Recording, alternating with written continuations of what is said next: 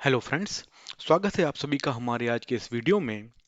आज के इस वीडियो में हम प्राचीन भारत के इतिहास के बारे में ही बात करेंगे और जो सभ्यता हमको सबसे पुरानी हमारी जानकारी में है, भारतीय सभ्यता, उसके बारे में चर्चा करेंगे। इस सभ्यता का नाम है सिंधु घाटी की सभ्यता। और कहाँ-कहाँ इसके प्रमुख स्थल थे, इसका क्या विस्तार था, उसके बारे में भी हम बात करेंगे और उन जगहों की खासियत के बारे में भी बात करेंगे। अपने वीडियो में हम आगे बढ़ें उसके पहले अगर अभी तक आपने हमारे चैनल को सब्सक्राइब नहीं किया है तो करें। हमारे वीडियोस को देखें, उन्हें लाइक करें, लोगों के साथ शेयर करें और अपने ऑब्जर्वेशंस कमेंट सेक्शन में लिख करके हमको ज़रूर बताएं।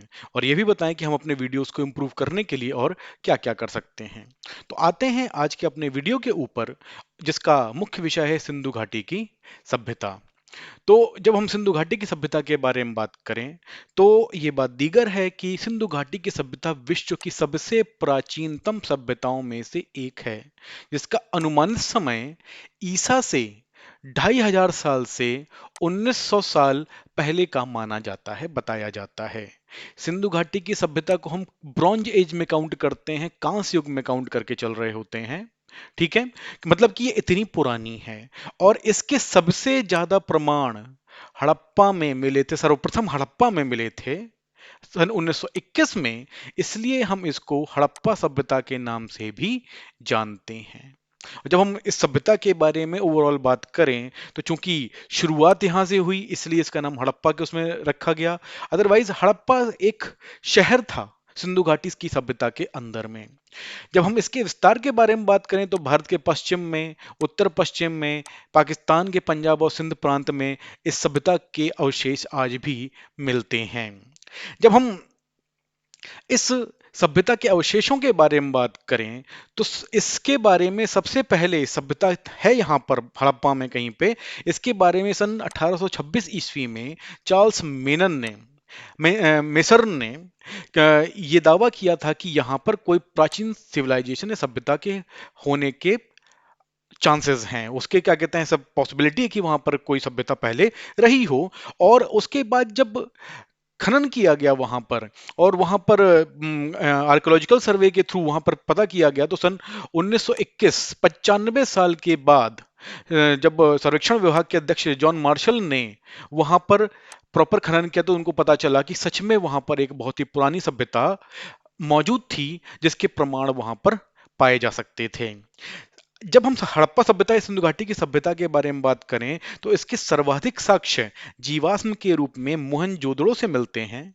उसके अलावा सिंधु घाटी की सभ्यता में जब हम मानवीय उपस्थिति के बारे में बात करें तो उनकी 4 प्रमुख प्रजातियां, जिसमें भूमध्य सागरीय प्रजाति, प्रोटो ऑस्ट्रेलियोइड प्रजाति, मंगोलाइड प्रजाति और अल्पाइन प्रजाति के लोगों के होने के संकेत मिलते हैं, जिसमें भूमध्य सागरीय प्रजाति के लोग सबसे ज्यादा थे, ऐसा अनुमान लगाया जाता है। जब हम इसके विस्तार के बारे में बात करें तो एक छोटी सी बात तो हमने यहाँ पर लिखी, लेकिन जब हम उसके प्रॉपर भौगोलिक विस्तार के बारे में बात करें तो वो पंजाब में, सिंध में, बलूचिस्तान में, गुजरात में, राजस्थान में, हरियाणा में और पश्चिमी उत्तर प्रदेश में इसके होने के प्रमाण मिलते हैं। जब हम इसके उत्तरी छोर के बारे में बात करें तो ये जम्मू के मांडा तक फैला हुआ था और दक्षिण छोर जो था इसका वो महाराष्ट्र के दैमाबाद तक में स्थित था। इसका पूर्वी छोर उत्तर प्रदेश के आलमगीरपुर में था और पश्चिमी छोर बलूचिस्तान के मकरान के तट पर होने की संभावना बताई जाती है। यह सभ्यता त्रिभुजाकार आकृति में फैली हुई थी, क्षेत्रफल में फैली हुई थी और कुल मिलाकर के इसका जो पूरा क्षेत्रफल था वो करीब करीब 12,99,600 वर्ग किलोमीटर के आसपास बताया जाता था, जो इसके समकालीन मेसोपोटामिया और मिस्र की सभ्यता से भी काफी बड़ा था। तो इसी क्रम में आगे चलते हैं और बात करते हैं सिंधु घाटी सभ्यता के प्रमुख स्थलों के बारे में, जिसमें पहला नाम हमारे दिमाग में आता है हड़प्पा का, जहां से हमने कहा कि सिंधु घाटी की सभ्यता की खोज की शुरुआत की गई थी और इसीलिए इसके नाम पर हमने इसको हड़प्पा संस्कृति भी कहा। जब हम वर्तमान में बात करें तो हड़प्पा पाकिस्तान के पंजाब प्रांत के साहिवाल के पश्चिम में 24 किलोमीटर दूर स्थित है। ये एक जगह का नाम है, ठीक है, जिसका अनुमानित क्षेत्रफल पुराने समय में 150 हेक्टेयर का माना जाता है, उसका अनुमान लगाया जाता है। हड़प्पा में दो प्रमुख टीले हैं, एक पूर्व में स्थित नगर टीला और पश्चिम में स्थित दुर्ग टीला। ठीक। और हड़प्पा में स्टेटाइट एक जो रॉक होती है उसकी मोहरें मिलती हैं जिनके ऊपर मनुष्य और पशुओं की आकृतियां बनी हुई मिल पाई जाती हैं। जब हड़प्पा में स्थित कब्रों से कांसे का दर्पण, चम्मच इत्यादि सामान मिले हैं अवशेष के रूप में, इस स्थान की खुदाई सर्वप्रथम दयाराम साहनी ने की थी। और जो निर्देशन था वो कहीं ना कहीं वापस से सर जॉन मार्शल का था, जो भारत के पुरातत्व विभाग के उस समय निदेशक हुआ करते थे। अब इसी क्रम में आगे बढ़ते हैं और ये देखिए, इन फोटोग्राफ्स के थ्रू हम देख सकते हैं कि प्राचीन हड़प्पा किस तरीके का दिखाई देता था। अब बात करते हैं मोहनजोदारो के बारे में। मोहनजोदड़ो पाकिस्तान के सिंध प्रांत में स्थित है और यह सिंधु घाटी की सभ्यता की सबसे बड़ी बस्तियों में से या अगर सबसे बड़ी नगरों में से एक था। इसका जो कुल क्षेत्रफल था वो करीब करीब 250 हेक्टेयर का था। और जब हम मोहनजोदड़ो के शाब्दिक अर्थ के बारे में बात करें तो इसका शाब्दिक अर्थ होता है मुर्दों का टीला। मोहनजोदड़ो को भी दो भागों में बांटा जा सकता है, एक किला और दूसरा निचला नगर। जब हम मोहनजोदड़ो की खासियत के बारे में बात करें तो पुराने समय के कुछ एक गिने चुने नियोजित नगरों में से इसकी गिनती होती है, जिसकी खोज सन 1922 में राखालदास बनर्जी ने की थी। मोहनजोदड़ो से खुदाई में कांसे से बनी नर्तकी की मूर्ति, एक सभागार, मिट्टी के बर्तन, घोड़े के कुछ अवशेष मिलते हैं। उसके अलावा मोहनजोदड़ो से एक मुद्रा भी प्राप्त हुई थी, जिसके ऊपर आधा भाग मानव का था और आधा भाग बाघ का मिलता है। मोहनजोदड़ो में भवनों का निर्माण पक्की ईंटों से किया गया था और ये जो शहर है वो ग्रिड व्यवस्था के ऊपर बसाया गया था, उसके ऊपर वो आधारित था। मोहनजोदड़ो से विशाल अन्नागार, सभागार इत्यादि के अवशेष भी मिलते हैं और यह माना जाता है कि मोहनजोदड़ो सिंधु घाटी की सभ्यता का प्रशासनिक केंद्र हुआ करता था। अब इसी क्रम में आगे बढ़ते हैं और एक और स्थल के बारे में बात करते हैं जिसका नाम है कालीबंगा। कालीबंगा भारत में स्थित है और यह राजस्थान के हनुमानगढ़ जिले में इसके अवशेष मिलते हैं। ये वहां पर इसकी स्थिति है। यह घग्गर नदी के किनारे पर बसा हुआ है। और जब हम कालीबंगा इस शब्द के अर्थ के बारे में बात करें तो इसका अर्थ होता है काले रंग की चूड़ियां। यहां से विश्व के सबसे पुराने हल से जुते हुए खेतों के प्रमाण मिलते हैं। यहां से अग्नि वेदिका के साक्ष्य मिलते हैं। उसके अलावा कालीबंगा में ईंटों से बना हुआ चबूतरा, घरों के कुएं इत्यादि पाए जाते हैं। और यह सिंधु घाटी सभ्यता का एकमात्र ऐसा स्थान है जहां पर अलंकृत ईंटें, मतलब जिसमें उनका कहते हैं कारीगरी कुछ की गई हो, उस तरह की ईंटें मिलती हैं। कालीबंगा सिंधु घाटी सभ्यता का एकमात्र ऐसा स्थान है जहां से मातृ देवी की पूजा के साक्ष्य नहीं मिलते हैं। ठीक। तो यहां पर बाकी सबके जो पूजा के साक्ष्य मिलते हैं, लेकिन मातृ देवी की पूजा यहां पर नहीं की जाती थी, उसके साक्ष्य हमको नहीं मिलते हैं। अब आते हैं अगले स्थल के ऊपर जिसका नाम है चन्हूदड़ो। ठीक। जो वर्तमान में पाकिस्तान के सिंध प्रांत में मोहनजोदड़ो के दक्षिण में स्थित है, जिसका क्षेत्रफल करीब करीब 5 हेक्टेयर का था, जिसकी खोज सबसे पहले जिसकी खुदाई एन.जी. मजूमदार ने मार्च 1930 में की थी। जब हम यहाँ पर बात करें कि यहाँ पर क्या-क्या विशेषताएं मिलती हैं, तो यहाँ पर प्राक हड़प्पा संस्कृति, झूकर और झांगर संस्कृति के अवशेष प्राप्त होते हैं। चन्हूदड़ो में किलेबंदी के साक्ष्य नहीं मिले हैं, मतलब कि यहाँ पर प्राप्त प्रमुख अवशेष इस प्रकार से हैं कि जैसे जला हुआ कपाल, 4 पहियों वाली गाड़ी, मिट्टी की मुद्रा, ईंट पर बिल्ली और कुत्ते के पंजे के निशान। और ये सिंधु घाटी सभ्यता का एकमात्र एशिया का स्थान है जहां पर वक्राकार ईंटें भी मिलती हैं। वैसे तो सब कहीं चौकोर ईंटें मिलती थी, लेकिन यहाँ पर उसका जो शेप है वो कह लीजिए एक आर्च के शेप का कह लीजिए या कह लीजिए कर्वेचर वाला पार्ट है था, तो उस तरीके की ईंटें भी यहाँ पर मिलती हैं। इसी क्रम में अब आगे बढ़ते हैं और दूसरे प्रमुख शहर की तरफ बढ़ते हैं, स्थल की तरफ बढ़ते हैं जिसका नाम था लोथल। ये सिंधु घाटी सभ्यता के सबसे दक्षिण के नगरों में से एक था। और यहाँ पे चूंकि बंदरगाह मिला था, इसलिए हम इसको बंदरगाह नगर भी कहा जा सकता है। वर्तमान में यह गुजरात राज्य में स्थित है, जिसकी खोज सन 1954 में की गई थी। यहाँ पर पहली बार खुदाई 13 फरवरी 1955 से 19 मई 1960 के बीच भारतीय पुरातत्व विभाग द्वारा की गई थी।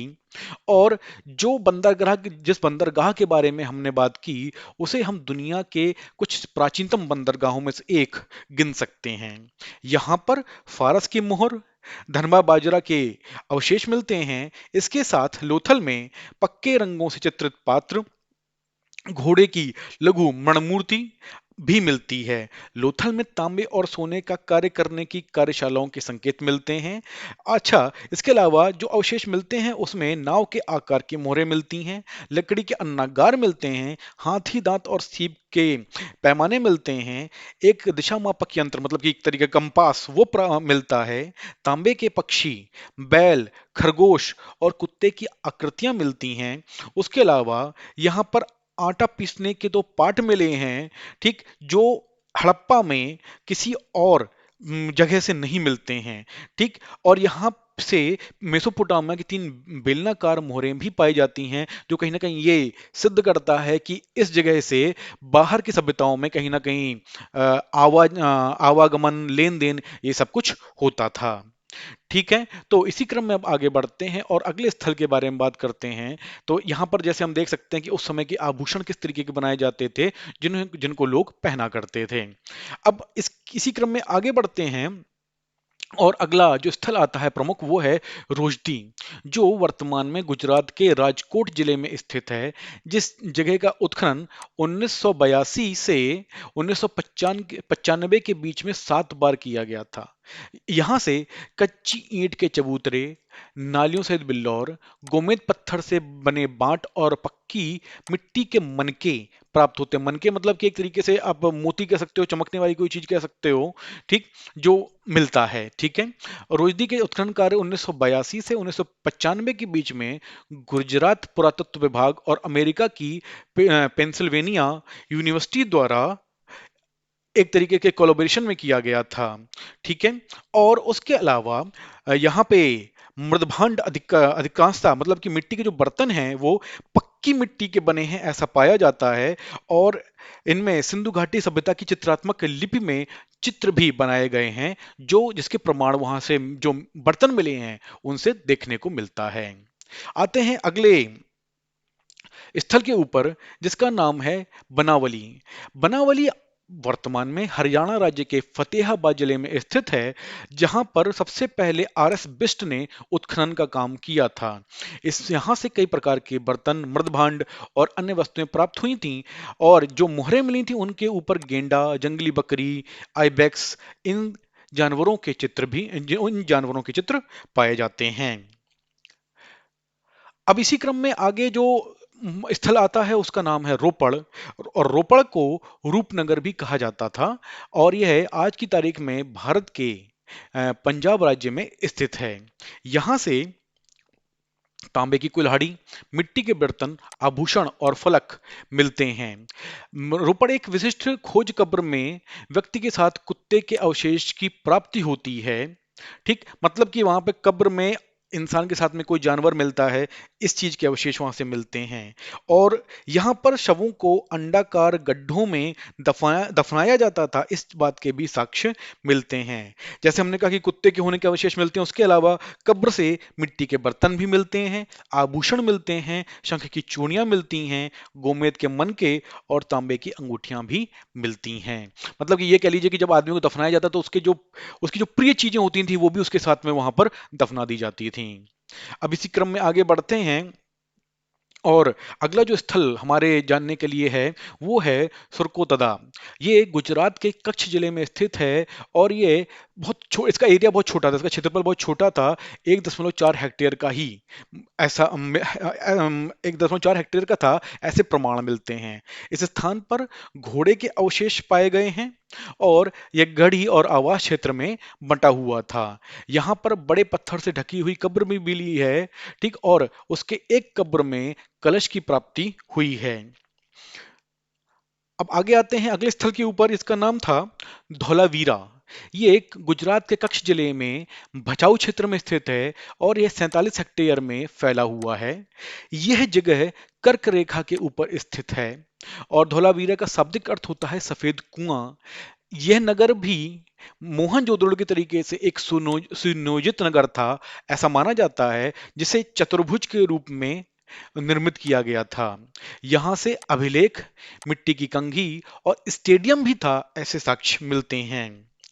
जब हम पुराने समय में यहाँ के क्षेत्रफल के बारे में बात करें तो वो 120 हेक्टेयर तक भी हो सकता है, इस बात के प्रमाण मिलते हैं। यहाँ पर जो मानवीय गतिविधियां या मानव के होने के प्रमाण हैं वो ईसा से 2625 साल पुराने और अगर दूसरी तरफ में देखें तो ईसा से 2100 वर्ष तक पे भी हमको मिलते हैं। और ये माना जाता है कि उसके बाद धीरे धीरे करके यहाँ पर सभ्यता का पतन होने लगा और ईसा से लगभग 1450 ईसा पूर्व में ये जगह एक निर्जन स्थान में परिवर्तित हो गई थी। अब इसके बाद आते हैं अगले स्थल के ऊपर, बालाकोट। वैसे तो बालाकोट सन 2019 से सभी को ऑलमोस्ट याद हो गया है, क्योंकि जो भारत ने पाकिस्तान के ऊपर एयर स्ट्राइक की थी तो उसमें ये जगह काफ़ी फेमस हुई थी। तो ये बताने की ज़रूरत नहीं है कि बालाकोट वर्तमान में पाकिस्तान के खैबर पख्तूनख्वा प्रांत में स्थित है और यह कुनहार नदी के तट पर बसा हुआ है। यहाँ पर कच्ची ईंटों का उपयोग बड़े पैमाने पर किया गया है और यह सीप उपयोग के लिए जाना जाता था। बालाकोट से सीप से निर्मित चूड़ियों के अवशेष मिलते हैं और यहाँ से भट्ठी यहाँ पर यूज होती थी, इस बात के संकेत भी मिलते हैं, इस बात के प्रमाण भी मिलते हैं। मतलब कि यहाँ पर जो सेरामिक्स मतलब मिट्टी से बनी हुई चीजें होती थी उनका उपयोग किया जाता था, इस बात के प्रमाण बालाकोट से मिलते हैं। अब आते हैं अगले स्थान के ऊपर। अगले स्थान का नाम है कोट दीजी। कोट दीजी पाकिस्तान के सिंध प्रांत में खैरपुर में स्थित है। यह रोहरी रोहरी पहाड़ी की तलहटियों में स्थित है, बसा हुआ है और यहाँ पर मकानों को नींव पर बनाया जाता था, इस बात के प्रमाण मिलते हैं। इसके अलावा यहाँ से कांसे से बनी चूड़ी, मृदभांड, झुमका, इनके अवशेष भी मिलते हैं। पाकिस्तान के पुरातत्व विभाग ने सन 1955 से 1957 के बीच में इस स्थान पर उत्खनन का एक्सकवेशन का काम किया था और यहाँ पर एक किलेबंद नगर की प्राप्ति रहमान धीरी नामक स्थान पर हुई थी। अब जब इसके अगले स्थल के बारे में बात करें तो उसका नाम है अली मुराद। ये एक ग्रामीण स्थल था जो बहुत छोटा था और ये चारों ओर से पत्थर की दीवार से घिरा हुआ था। यहाँ से कांसे की कुल्हाड़ी, चांदी के आभूषण एवं कुएं की प्राप्ति हुई है, उसके अवशेष मिलते हैं। इसके अलावा जो अगला स्थल है उसका नाम था संघोल। ये भारत के पंजाब राज्य में फतेहगढ़ साहिब जिले में स्थित है और संघोल में तांबे की दो छेनियां और वृत्ताकार अग्निकुंड पाए गए हैं, उनके प्रमाण मिले हैं। अगला स्थान था मीताथल। मीताथल हरियाणा के भिवानी जिले में स्थित है, जिसका उत्खनन सन 1968 में सूरज भान ने किया था। यहाँ से तांबे की कुल्हाड़ी, चांदी के आभूषणों की प्राप्ति हुई थी। अगला स्थल है कुंतासी। कुंतासी गुजरात के मोरबी जिले में स्थित है।